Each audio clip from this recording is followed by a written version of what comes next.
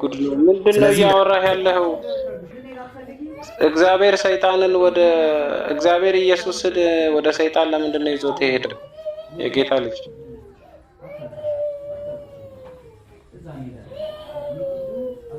የጌታ ልጅ ኦኬ፣ መንፈስ ወደ ምድረ በዳ ወስደዋል። ኦኬ፣ ለምንድን ነው ይዞት የሄደው? ምክንያቱም ነው። ለምንድን ነው ይዞት የሄደው? ምድረ በዳ ወሰደው። ለምን ይዞት ሄደ ነው ጥያቄው። ለምን ይዞት ሄደ? ሊፈትነው አልኩ። አልሰማም እንዴ? ምኑን ነው የሚፈትነው? ኦኬ፣ እሱ የአምላክ ልጅ የአምላክ ልጅ ስለመሆኑ ማለት ነው።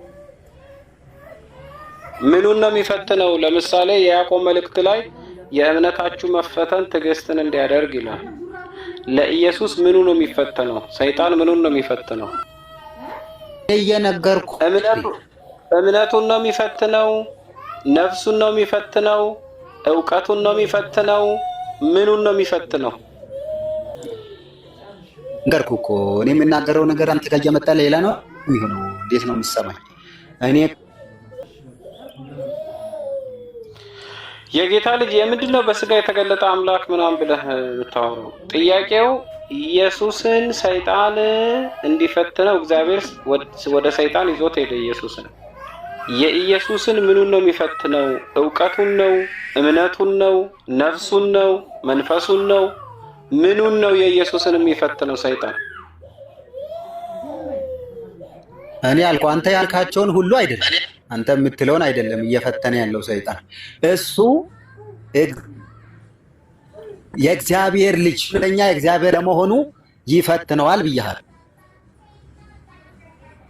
እግዚአብሔርነቱን ነው የሚፈትነው። እውነተኛ የእግዚአብሔር ልጅ መሆኑ እስቲ የሚፈትነው የእግዚአብሔር ልጅ መሆኑን ልጅነቱን ነው የሚፈትነው የሚለውን ማስረጃ አምጣ እስቲ። ኢየሱስን ሲፈትን ልጅነቱን ስንት ፈተናዎችን ነበር?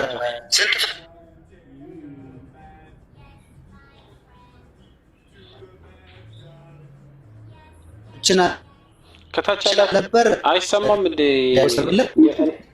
ኔት በጣም ይቆራረጣል። የጌታ ልጅ በጣም ነው የሚቆራረጠው።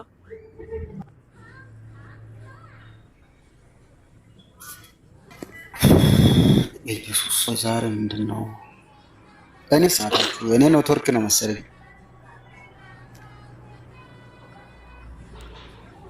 የጌታ ልጅ ለምሳሌ እግዚአብሔር በክፉ አይፈትንም አይደለ? እሱ ራሱ በክፉ አይፈተንም። የሚያስደንቀው ነገር የያዕቆብ መልእክት ላይ እግዚአብሔር በክፉ አይፈተንም ብሎ መጽሐፍ አስቀምጧል። እናንተ ደግሞ ኢየሱስ እግዚአብሔር ነው በክፉ እየተፈተነ በሰይጣን እየተፈተነ ነው ትላላችሁ። እሱን አለፍናችሁ። እስቲ መጽሐፉ ጋር የተግባባ እውቀትም ትምህርትም ስለሌላችሁ እግዚአብሔር እሺ በክፉ ይፈተናል አልን በሰይጣን። መጽሐፋችሁ ጋር ተቃራኒ ብትቆሙም እንደው ለእናንተ አእምሮና ትምህርት የለም።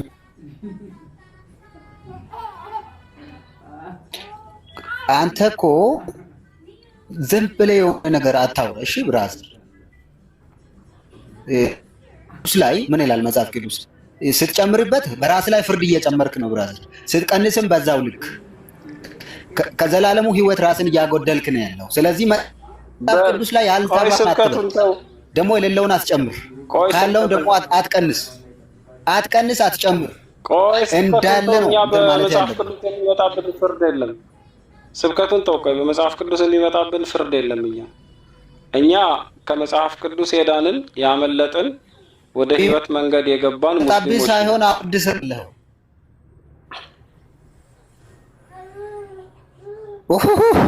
እና በመጽሐፍ ቅዱስ ምክንያት የሚመጣብን ፍርድ የለም። እኛ ድነናል። አሁን ራሱ ፍርድ ስር ነው እያልኩ እኮ ነው አብደላ። ማን ነው የሚያጥቢ? እባክህ ብቻ እውነት ለመናገር ማለት ነው አብደላ፣ አሁን ራሱ ፍርድ ስር ነው ያለው።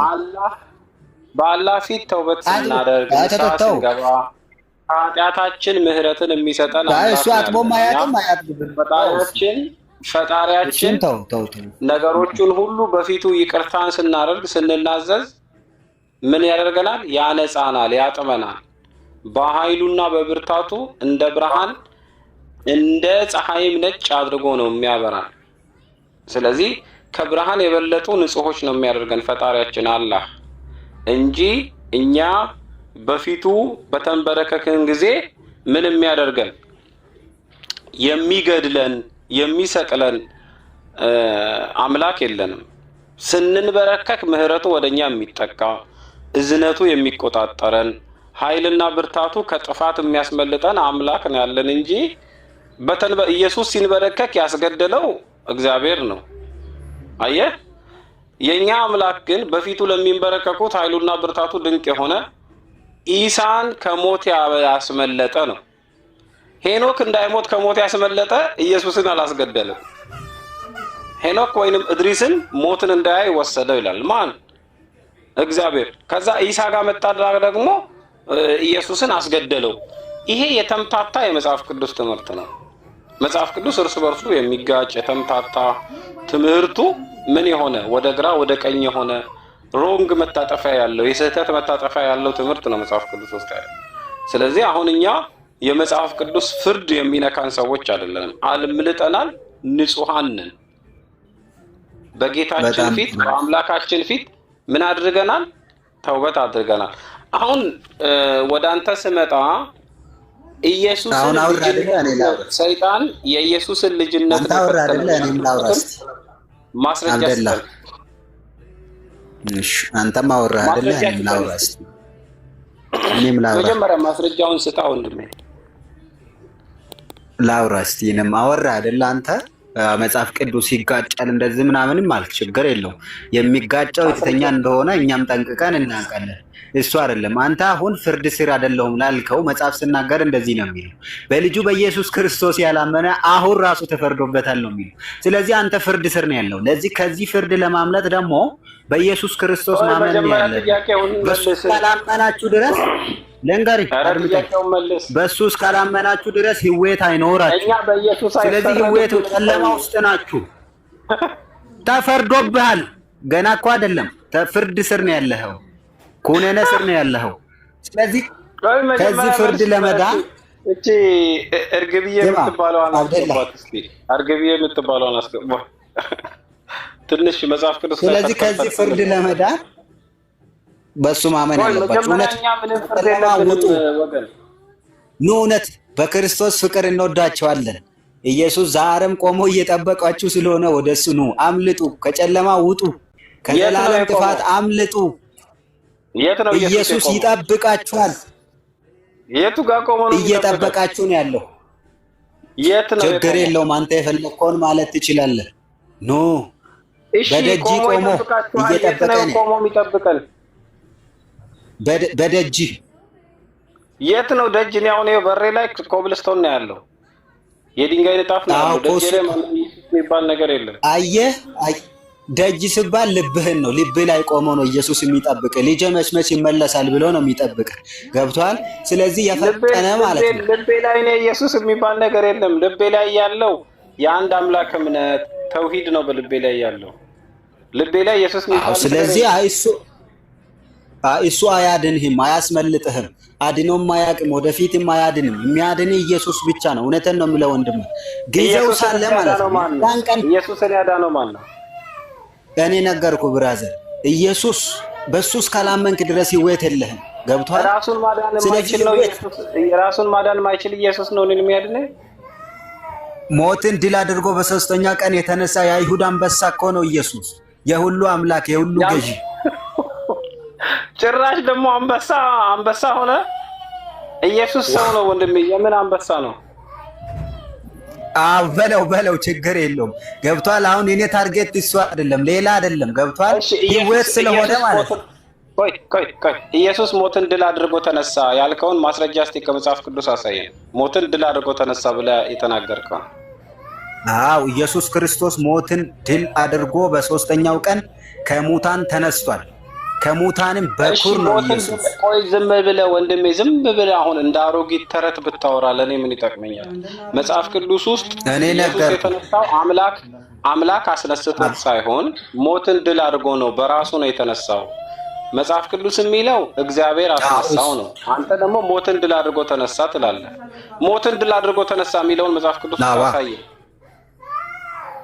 ያው በጣም ጥሩ ስማ። አሁን ያ አምላክ እግዚአብሔር አስነሳው ይላል አይደለም? ያ እሱ እኮ በስጋ የተገለጠ ራሱ አምላክ እሱ ራሱ እኮ ነው በስጋ ተገለጠ። ቆይ ዝም ብሎ አሁን ተረት ምን ይሰራልናል? ወንድሜ አባባ ገብረሃና ወይ ተስፋዬ ተረት አይደለም። ይሄ እኮ ለልጆች ጊዜ ነው። ቁርአን መስሎሃል አይደል? አብደላ ቁርአን መስሎሃል። ቁርአን ነው ማስረጃ ስተን ያለው እንጂ መጽሐፍ ቅዱስ ተረት አይደለም። መጽሐፍ ቅዱስ ላይ ሞትን ድል አድርጎ ተነሳ የሚል ቃል አሳየኝ። እግዚአብሔር አስነሳው ይላል አይደለም? ሞትን ድል አድርጎ ተነሳ ብለህ ነው አንተ የምታምነው። አሳየኝ ማስረጃውን። ሞትን ድል አድርጎ ተነሳ የሚል ሞትን እኮ ድል አድርጎ ተነስቷል። በሚገባ በሶስተኛው ቀን ማስረጃ ስለዚህ ሞትን ድል አድርጎ መነሳት በመንፈስ ሕያው ሆነ። የስላሴ አማንያን የሆነ የሚነካቸው ነገር አለ እንዴ? ሰዎች የምትናገረውን ነገር ማስረጃውን ስለተደርገው ተነሳ የሚለውን በመንፈስ ስለተነካን እኮ አንችልም። ስለ ኢየሱስ ስነሳ አንችልም።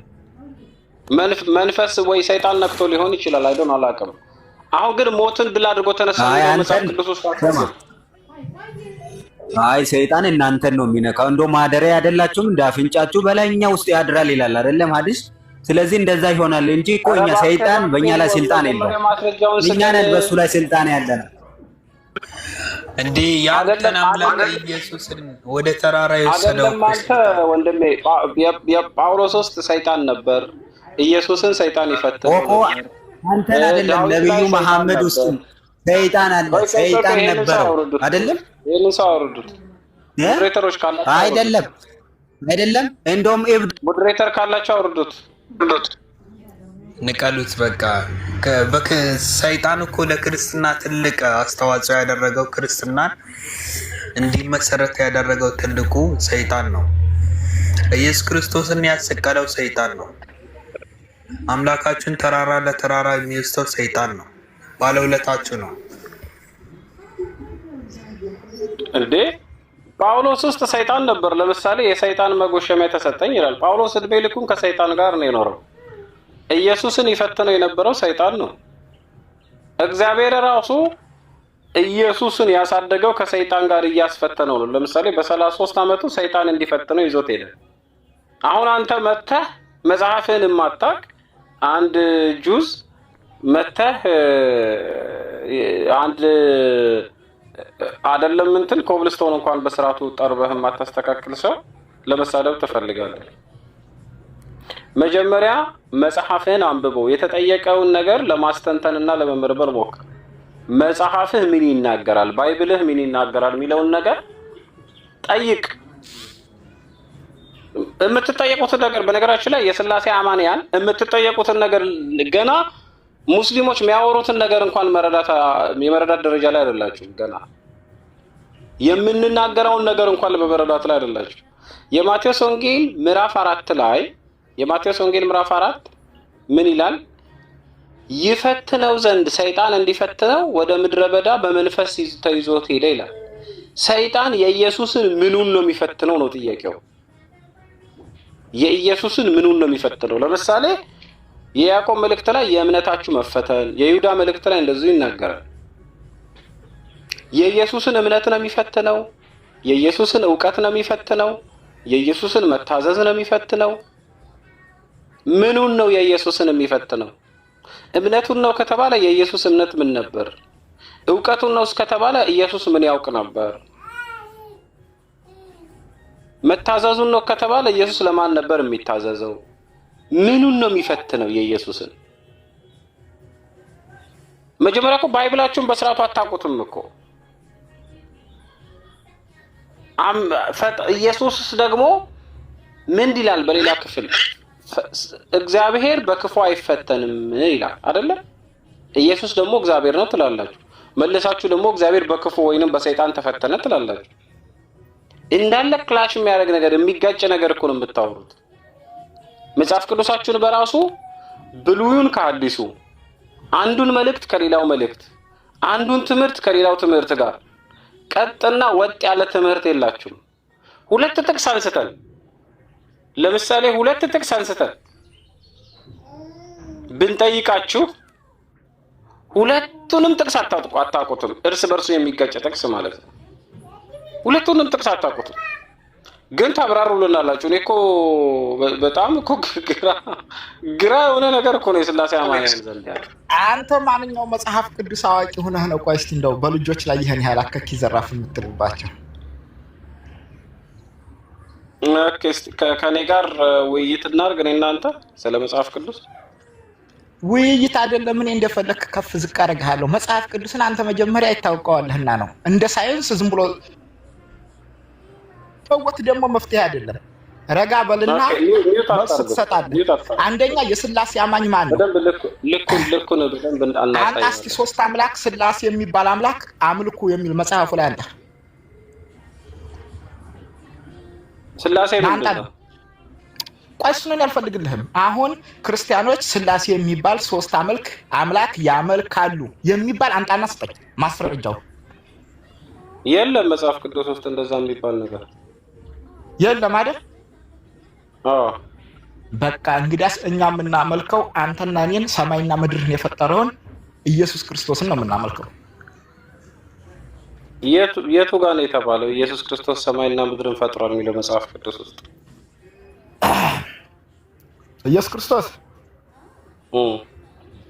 ኢየሱስ ክርስቶስ ሰማይና ምድርን የፈጠረ አንተንም የፈጠረ ዓለም ሳይፈጠር በፊትም የነበረ ማንም ልኮት ያልመጣ በራሱ ፈቃድ የመጣ በኋላም ተመልሶ በነበረበት ቦታ ያለ በኋላም የቱ ጋር ነው መጽሐፍ ቅዱስ ውስጥ የሚለው ኢየሱስ ሰማይና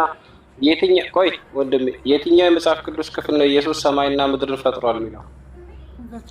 አንተ ዝም ብለህ እሱን ተወውና አንተ ሥላሴ የሚለውን አንጣልኝ። አሁን ዝም ብለህ የሥላሴ አማኞች ብለህና መጀመሪያ ሶስት ሥላሴ እግዚአብሔር ናቸው፣ ሶስቱን ሥላሴ እግዚአብሔር ብለው ይከተላሉ ክርስቲያኖች ብያልክ ስታወራ ነበር። ከውጭ ሆኜ እየሰማሁ ነበር።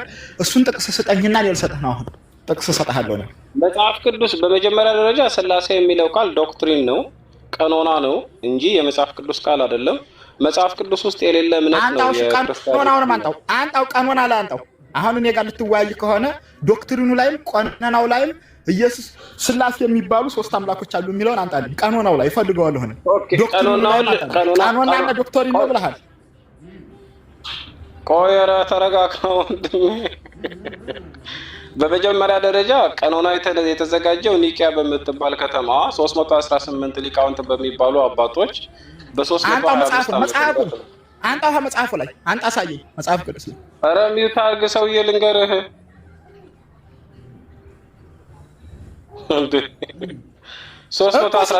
አሁን አንተ በ325 ሰላልክ ማለት ነው። እኔ በ325 የተሰጠኝ ሃይማኖት የለም።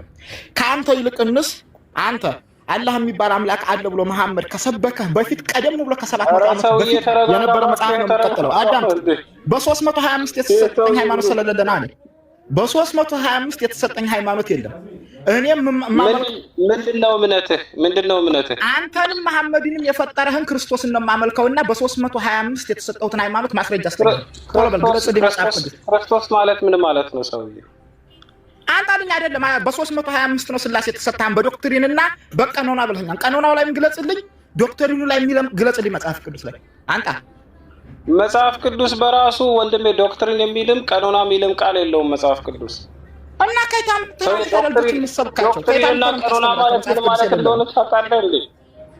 አይደለም ከይታም ነው የምታስተምራቸው ታዲያ ልጆቹን እንደ ቅድም እኮ እያልካቸው ነበር። ሶስት ሥላሴ እያልክ ነበር። አሁን ደግሞ በዶክትሪትና በቀኖና ላይ ነው ያገኘሁት እያልክ ነበር። ዶክትሪትና ቀኖና ሶስት ሥላሴ የሚል ወይም በ325 የተሰበከ ሃይማኖት የሚለውን ስታይ። እሺ ሚውት አድርግ። ይሄ ሃይማኖተ አበው የሚባል መጽሐፍ አለ ወዳጅ፣ አንተ ማታውቀው ላሳየህ። ግለጽልኝ። ቆይ ላሳይህ። የሰውዬ የራሱን እምነት ማክስ ጅል እየተሰበሰበ እንደ አንድ አማኝ ነኝ እያለ እኮ ነው አንተ ነህ እንጂ ጅል አንተ ነህ እንጂ የአንድ ሰው ስም ሰግደህ 100 ምናምን ሺህ ነቢያት መጥተው የመሐመድ ስም ጠርተህ የምትሰግድ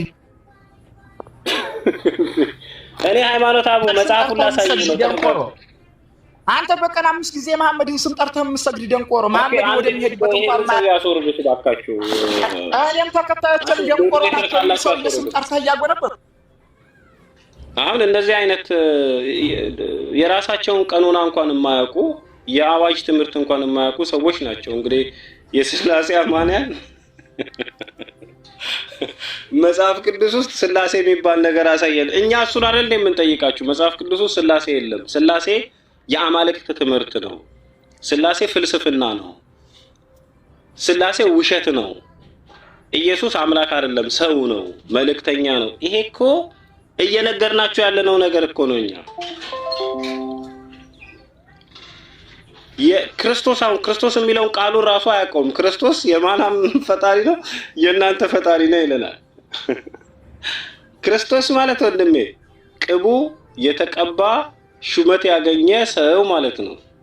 ክርስቶስ የሚለው ቃል ለነቢያት የሚሰጥ፣ ክርስቶስ የሚለው ቃል ለነገስታት የሚሰጥ፣ ክርስቶስ የሚለው ቃል ለተሾሙ አካላት የሚሰጥ፣ ለሊቀ ካህናት የሚሰጥ ነው።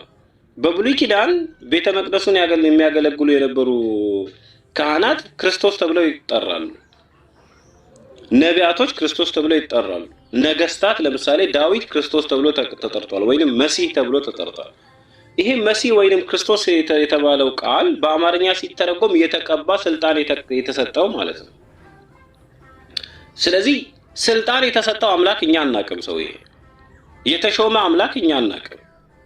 እኛ የምናውቀው ለኢየሱስም ስልጣን የሰጠ፣ ለኢየሱስም ህይወት የሰጠ፣ ኢየሱስንም የፈጠረ እኛንም የፈጠረ የሰማይና የምድር ጌታ የሆነውን የሰማይና የምድር ፈጣሪ የሆነውን አላህን ነው የምናመልክ። በሁለተኛ ደረጃ ቀኖና ማለት ምን ማለት እንደሆነ፣ ዶክትሪን ማለት ምን ማለት እንደሆነ፣ ቃለ ዓዋዲ ማለት ምን ማለት እንደሆነ፣ ትውፊት ማለት ምን ማለት እንደሆነ የማታውቁ ከሆናችሁና ይሄ ምእመን ከሆናችሁ፣ ለምሳሌ የክርስቲያኑ ማህበረሰብ ላይ ምእመንና አገልጋይ ተብሎ ይከፋፈላል። ቢያንስ አገልጋዮቹ ስለ ትምህርቶቹ ትንሽ ያውቃሉ። ይሄ ቤተ መቅደስ ውስጥ የሚገቡት እጣን የሚወዘውዙት ጽና የሚወዘውዙት ትንሽ ሊያውቁ ይችላል። ምእመናኑ ግን የውሃ ውስጥ ድንጋይ ነው፣ ቢወቅጡት እምቦጭ ነው። ምንም የሚያውቀው ነገር የለም። ምእመኑ ቤተክርስቲያን ሄዶ ድንጋይ ከመሳለም ውጪ ለስዕል ከማጎብደድ ውጪ ምንም የሚያውቀው ነገር የለም። ወይ የጽዋ ማህበር አዘጋጅቶ በዚያ ጽዋ ላይ የጠላ ገንቦና የመሶበ ወርቅ አዘጋጅቶ ከመጮህ ውጪ ምንም የሚያውቀው ነገር የለም። እምነቱን፣ ዶክትሪኑን፣ ትምህርቱን ማለት ነው። ስለዚህ ሶሻል ሚዲያ ላይ መታችሁ ስለ ቀኖና፣ ስለ ዶክትሪን፣ ስለ ትውፊት፣ ስለ ቃለ ዓዋዲ፣ ስለ አዋጅ፣ ስለ እናንተ አባቶች፣ ስለ ሃይማኖት አበው በእያንዳንዱ ጉባኤያት ስለተነገሩ ትምህርቶች ቴዎሎጂካል እና ሲስተማቲክ የሆኑ ነገሮችን ስንነግራችሁ ግራ የሚገባችሁ ገና እምነታችሁን ስለማታውቁ ነው። ስለዚህ የስላሴ ትምህርት ቀኖና ነው፣ የጉባኤ ቀኖና። ይሄ ቀኖና የተዘጋጀው ኒቂያ በምትባል ከተማ 318 ሊቃውንት ተሰብስበው ያዘጋጁት ነው። 20 ፖይንቶች አሉት። የማታውቀው ከሆነ 20 ነጥቦች አሉት። ይሄ 20 ነጥብ ባንተ የእምነት አስተምህሮ መጽሐፍ ውስጥ የዘወትር ጸሎት ብለህ የምታምነው በምታምነው ውስጥ የቱ ጋር ታገኘዋለህ? ጸሎተ ሃይማኖት በሚባለው ትምህርት ውስጥ ታገኘዋለህ።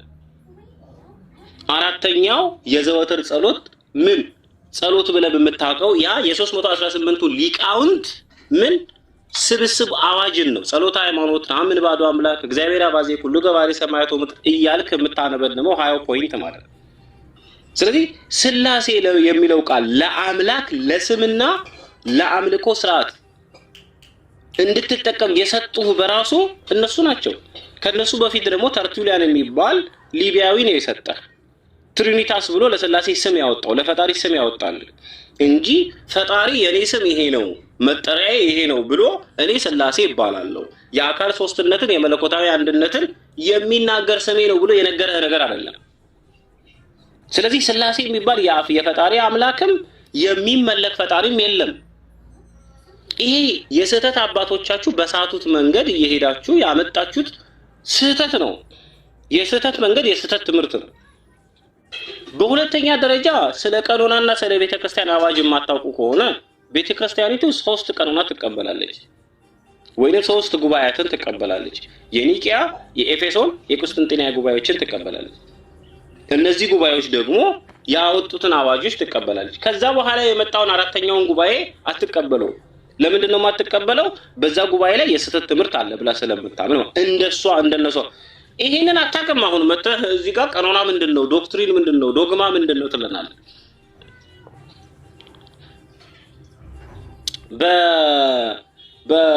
በሁለተኛ ደረጃ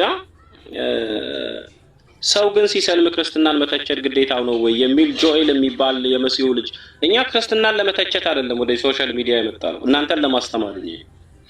የማታውቀውን እምነት ስለምትከተል እኛ ምንም ክርስትናን ሊያስተቸን የሚገባ ምንም ነገር የለም። ምስክርነት ነው እኛ ለዓለም የምንመሰክረው ወንድሜ። እኛ ሙስሊሞች ነን፣ ምስክርነት እንመሰክራለን። ስለ አምላክ ምንነትና ማንነት፣ ስለ ነቢያት መንገድና አስተምህሮ፣ ስለ ተውሂድ እንነግርሃለን። ስንነግርህ ግን እምነትህን አታውቅም። እምነትህን ስለማታውቅ መጀመሪያ እምነትህን እናስተምርሃለን። እምነትህ ማለት ስላሴ ማለት እንዲህ ነው፣ ትምህርተ ስጋዊ ማለት እንዲህ ነው፣ ሚስጥረ ቁርባን ማለት እንዲህ ነው፣ ሚስጥረ ጥምቀት ማለት እንዲህ ነው፣ ሚስጥረ ትንሣኤ ሙታን ማለት እንዲህ ነው ብለን መጀመሪያ ምን እናደርጋለን? እምነትህን እናስተምርሃለን። ገባ? እምነትህን አስተምረንህ ከዛ በኋላ ነው የምንጠይቅህ። ምክንያቱም ስለ እምነትህ ያለህ ምንም አይነት ኢንፎርሜሽን፣ ምንም አይነት መረዳትና አስተምሮ የለም። ስለዚህ የራስህን እምነት መጀመሪያ 5ቱን አዕማደ ምስጢራት፣ 7ቱን ምስጢራተ ቤተክርስቲያን፣ መጽሐፍ ቅዱስ ብለህ የምትከተለውን መጽሐፍ እንዴት ባለ ሁኔታ እንደተሰበሰበ፣ ማን እንደጻፈው፣ በምን አይነት መንገድ ወደ አንተ እንደደረሰ የማታውቀውን መጽሐፍ መጀመሪያ እናስተምርሃለን። ከዛ በኋላ ነው ልንነግርህ። ይሄ እኮ የነቢያት ትምህርት አይደለም፣ ሰዎች የጻፉልህ ነው። ከብሉይ ኪዳን እስከ አዲስ ኪዳን፣ በብሉይ ኪዳን ያሉ መጽሐፍት፣ በአዲስ ኪዳን ያሉ መጽሐፍት ጸሐፊዎቻቸው የማይታወቁ ከብሉይ ኪዳንም ከአዲስ ኪዳንም። ለምሳሌ የዕብራውያን ጸሐፊው አይታወቅም። በብሉይ ኪዳን ጸሐፊያቸው የማይታወቁ ብዙ አይነት መጽሐፍት አሉ። ለምሳሌ መጽሐፈ አስቴር፣ ቀጥሎ መጽሐፈ ነገሥት፣ ቀጥሎ መጽሐፈ ዜና፣ ማንም የማያውቃቸው ማን እንደጻፋቸው የማያውቃቸው መጽሐፍት አሉ። ስለዚህ እናስተምርሃለን። ምናምን ዓመት በኋላ የተጻፈ መጽሐፍ እያመንክ ደግሞ በተረት ተረት ማን እንደጻፈው መቼ እንደጻፈው ማታውቀውን አዲስ እየተቀበልክ አትቀባጥር። ማታውቀውን ስታውቅ አውራ። ስለ ራስህ መጀመሪያ ሚራክል እስቲ ምንድነው እምነትህ? መቼ እንደጻፈው ምንድነው እምነትህ? በተረት ተረት የመጣ መጽሐፍ እየተቀበልክ እምነትህ ምንድነው? ሚራክል ቆይ መልሱት። ዛሬ መስተካከል ያለበት ነገር አለ። ሚራክል መልሱት እስቲ።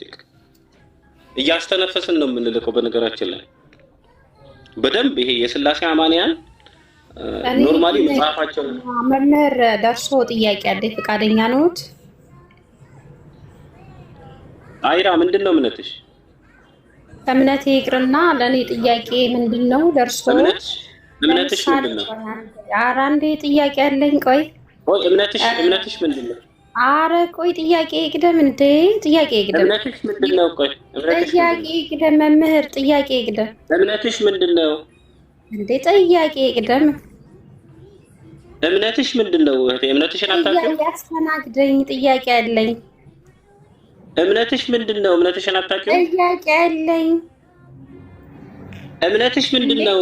የሰዋዊነት መብት ይከበር፣ በዲሞክራሲ እናምናለን። እምነትሽ ምንድነው?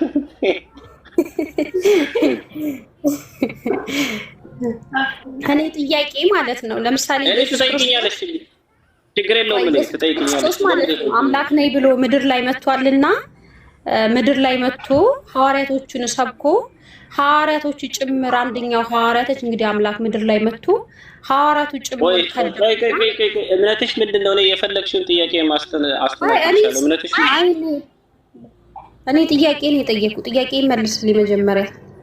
እኔ ችግር የለብኝም አልኩሽ እህቴ። የምትጠይቂውን ጥያቄ በሙሉ አስተናግዳለሁ። እኔ ገና እምነትሽ እንዴ ጥያቄ መልስልኝ አልኩ። እኔ ጥያቄሽን በሙሉ መልስልሻለሁ። ምን አለ መሰለሽ እንደ መጽሐፍ ቅዱስ አስተምህሮ ቅምጥል ሴቶችን አታናግራቸው እንደሚለው ንግግር አንቺን አላናግርሽም አልልሽም። ቅምጥል ሴቶችን መጽሐፈ ምሳሌና አንደኛ ጢሞቴዎስ ላይ ሴቶችን አታናግራቸው፣ ሴቶች በዝግታ ይማሩ እንደሚባለው አይደለም። እኔ ጋር እንደዛ አይደለም። ችግር የለውም ትጠይቅኛለሽ። መጀመሪያ ግን መጽሐፍ ቅዱስ ላይ ነው። ቆይ ስለማታውቂው ነገር ከደነገጥሽ እሱን ከፍቼ ያሳይሻለሁ። መጀመሪያ ግን መጽሐፍ ውስጥ እንደዚህ የሚል አለ። እኔ መሻወቅ መጀመሪያ እህቴ ከኔ ጋር ዲስከስ ለማድረግ እምነትሽን ንገሪኝ። አክብሬ እያወራሽ ነው። እኔ ካንተ ጋር ልወያይ ሳይሆን ልጠይቅ ነው እኮ መምህር፣ የተከበሩ መምህር ብዬ በክብር ልጠይቅ። ኦኬ እኔ ተጠይቅኛለሽ። እኔ መምህር አይደለሁም። ስለዚህ አሁን የፈለግሽውን ጥያቄ ትጠይቅኛለሽ። መጀመሪያ ግን እምነትሽን ንገሪኝ። እምነትሽ ምንድን ነው? ወንድም አብደላ ብዬ ልጠይቅሽ መምህር። ችግር የለውም የክብር ነው ብዬ እምነትሽ ምን? ወንድምሽ እኔ ወንድምሽ አይደለሁም። እምነትሽን ሳትነግሪኝ ከሙስሊም ወንድምና እህት ነው ያለኝ። ምንድን ነው እምነትሽ? እሺ ኢትዮጵያዊ ወገኔ ልበልህ። እኔ ወንድሜ ነህ አንተ ለኔ አንተ ወንድሜ ነህ። ቆይ ምንድን ነው እምነትሽ ንገሪኝ። ወንድሜ ነህ አልኩ። በቃ እኔ እናንተ ወንድምሽ አይደለሁም። እኔ እምነትሽን ሳትነግሪኝ እንዴት ነው ዝም ብዬ? ወንድሜ ነህ እንዴ? ወንድሜ ነህ አይደለሽም? እህቴ አይደለሽም? እኔ ወንድሜ ነህ እንዴ? ከእናትና አባት ከአንድ ማህፀን ነው የወጣ ነው ወይስ? አይደለንም። በምንድን ነው ወንድም ከኔ ጋር ልትሆኚ? በቃ ወንድምና እህት ብሎ ያስተሳስረናል። በማን ነው ያስተሳስረው? አሁን ጥያቄ ልጠይቅ እባክህ። ምንድነው እምነትሽ? ጥያቄን አትቀበለኝም አብደላ? እኔ እቀበልሻለሁ አልኩሽ እኮ እህቴ። መጽሐፍ ቅዱስ ውስጥ የፈለግሽውን ጥያቄ ለኔ ትጠይቂኝ ትችያለሽ። ችግር የለብኝም። ታዲያ የምጠይቅ ችግር አለው? ሰውኜ ነው የመጣሁት፣ እንደ ሰው ልጠይቅህ። እምነትሽ ምንድነው? መጀመሪያ ንገሪኝ። እሺ ዝም በል እና ጠይቂ ነገሪው ጠይቂ። ያልናገርም ለምን አልተገለጸም? ኦኬ ምን መሰላችሁ፣ ሙስሊምም ሆና የምትጠይቅ ከሆነ እኔ ችግር የለብኝም። ክርስቲያንም ሆና የምትጠይቅ ከሆነ ችግር የለብኝም። ኤቲስትም ትሁን ፓጋንም ትሁን የፈለገችውን መሆን ትችላለች። ግን ሀሳቧን መጀመሪያ የልቧን መሻት ማወቅ ስላለብኝ ነው። ፓጋን መሆን ትችላለች፣ ኤቲስት መሆን ትችላለች፣ የእምነት ባለቤት መሆን ትችላለች። ችግር የለብኝም። ግን ፍላጎቷ ከጥያቄዋ ጀርባ ያለውን ፍላጎቷን ጥያቄውን ብቻ ሳይሆን ከጥያቄዋ ጀርባ ያለውን ፍላጎቷን በደንብ ማወቅ ስላለብኝ ነው። እምነትሽ ምንድን ነው?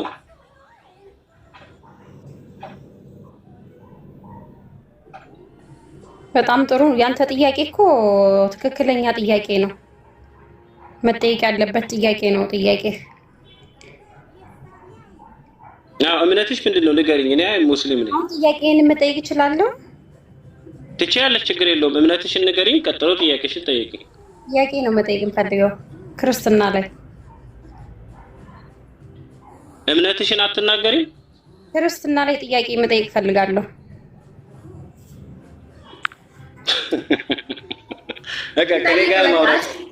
ከኔ ጋር ማውራት አትችይም። እስኪ ተጠይቅተዋል። እስኪ መጽሐፍ ቅዱስ ላይ ቆነ ተጠይቀ እስኪ ምን አይነት ጥያቄ እንደምታነሳ እንስማት እስኪ። ተቀበላት። ከኔ ጋር ማውራት አትችልም። ሌሎች ሰዎች ጋር ታውራ።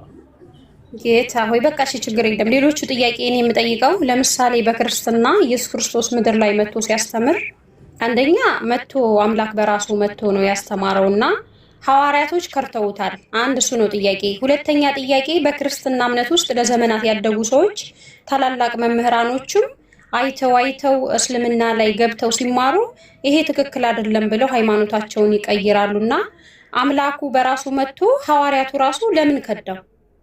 እንግዲህ እሱ መጥቶ ምድር ላይ ሲያስተምር ነበርና ይሄን ጥያቄ የሚመልስልኝ ክርስቲያን ካለ እኔ ጥያቄ ስለሆነብኝ ነው።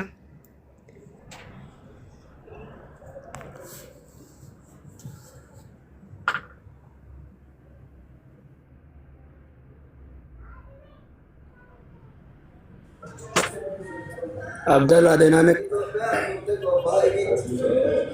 ያለው አጥራፉ እንዴት ነህ? ደህና ነህ? አማን ነው። አልሐምዱሊላህ አለው። እንዴት ነህ? ጠፍታ በሰላም ነው አለው። አንድ ሁለት ቀን በሆነ ምክንያት ነው።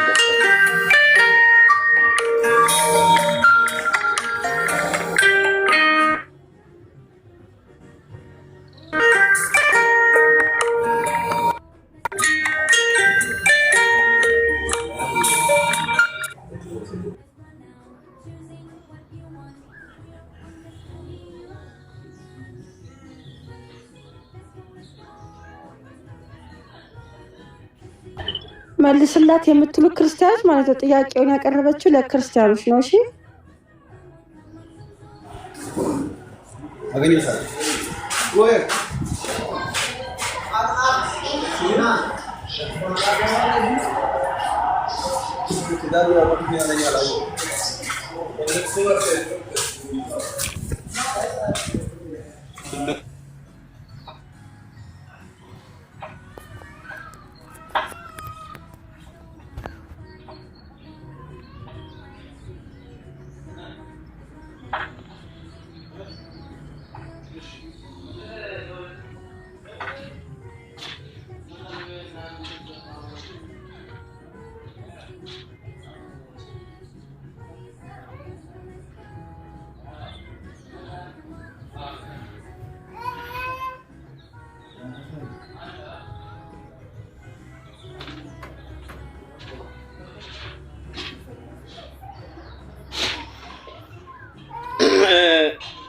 ከታች ኮሜንት አየውና እንግዲህ ምን አለ መሰላችሁ፣ አንድ ሰው በእምነቱ ካፈረ አስቸጋሪ ነው።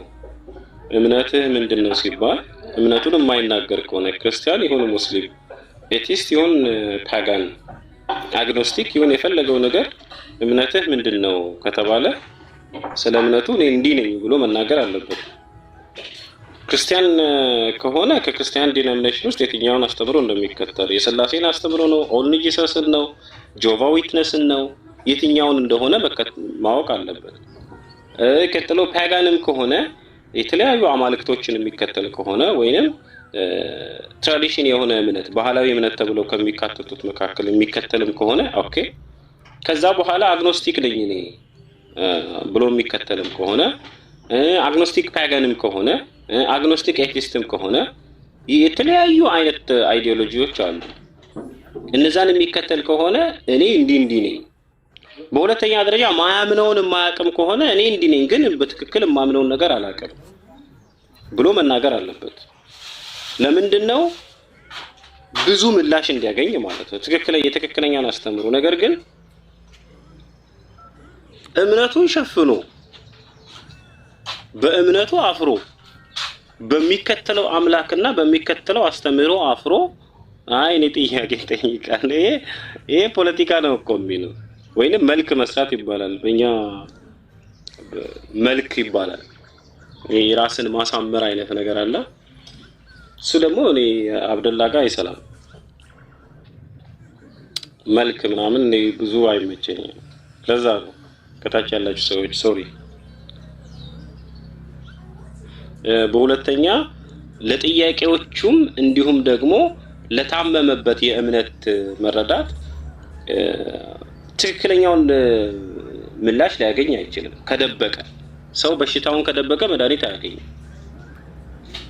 እኛ አሁን ሶሻል ሚዲያ ላይ ለስላሴ አማንያን የምናወራው እኔ የስላሴ አማኒ ነኝ ብሎ ከመጣ፣ እኔ ክርስቲያን ነኝ ብሎ ከመጣ፣ እኔ ኢየሱስን አምላክ ነው ብዬ እከተላለሁ ብሎ ከመጣ፣ አምላክን በሶስት አካልና በአንድ ምንነት እረዳለሁ ብሎ ከመጣ ለዛ ሰው የነቢያት ትምህርት ምንድነው? አምላክ በነቢያት በኩል ያስቀመጠው መልእክት ምንድነው? እንድትከተላቸው ነቢያቶች ደግሞ የመሰከሩት ነገር ምንድነው? እንዲሁም የኛ የመጨረሻ መደምደሚያ ነብይ የሆኑት በነብዩ መሐመድ በኩል የተገለጠው ቁርአን ደግሞ የአምላክ ትምህርት ምን ያስተምራል? የኢስላም አስተምሮ ምንድነው የሚለውን እንነግራለን። አንድ ክርስቲያን እኔ ክርስቲያን ነኝ ብሎ ከመጣ የሥላሴ አማኝ ነኝ ብሎ ከመጣ የሚመሰክርለት ነገርና መማር ያለበትን ነገር እንነግረዋለን።